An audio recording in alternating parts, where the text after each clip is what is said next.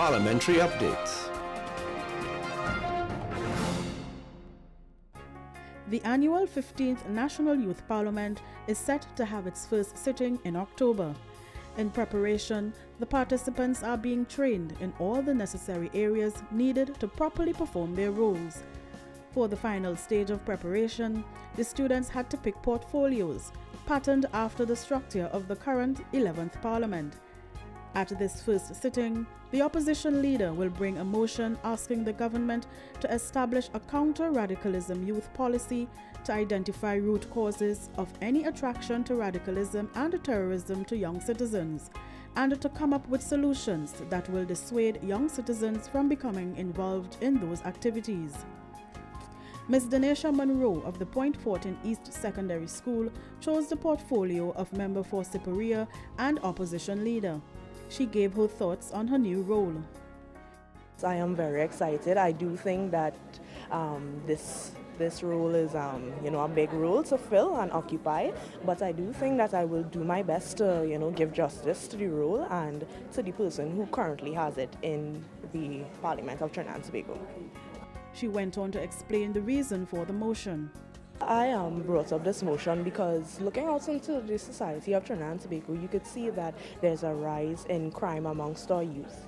There's a rise in illiteracy and in inclusive activities. There is not enough of that holds our youth society together, and then as a consequence you would find for jobs, because everybody needs to eat as the economy is in the state that it is.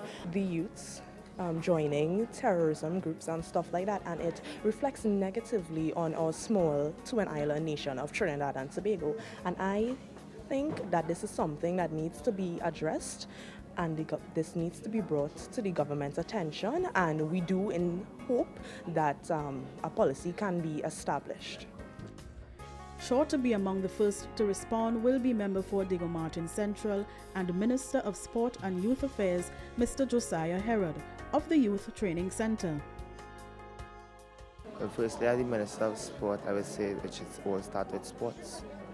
Try to get more youth into sport because youth have a lot of free time, and that is how they just end up getting into trouble. The first thing I want to do as the Minister of Sport is I'll go to the schools, because I believe in schools it's going to begin. Right, so I'll go into the different schools, and some of the children who's giving trouble in the classes, you'll see what different sports we could get them into, because sometimes the home and they might not have that relationship with the parents, you understand? So it will take some of the teachers, sometimes it takes everybody, really and truly, to get rid of this problem, because most people a long time ago it would be like, you see somebody doing something wrong, the neighbor could address the problem. Nowadays, they come and bring this thing about no correction in school and to beat the children and thing. It's not about beating the children, understand? It's about seeing how they could identify what is the problem and how you could work with them. The portfolio of Member for San Fernando West and Attorney General was chosen by Ms. Aquila Bernard of St. Francois Girls High School. Well, I was shocked to get the Attorney General. I was hoping for Speaker of the House, but I think that I will do well in this role and take it up and do a good job in presenting our points. Ms. Bernard gave suggestions to the problem. It starts in the home and how you raise a child and the environment that they're raised in. So we would look at youth policies to involve our children in being part of our community and feeling part of the country so that they will not go out and terrorize the citizens. And the anticipated post of Member for Diego Martin West and the Prime Minister was selected by Ms. Cheyenne Friday of the Daybay Secondary School.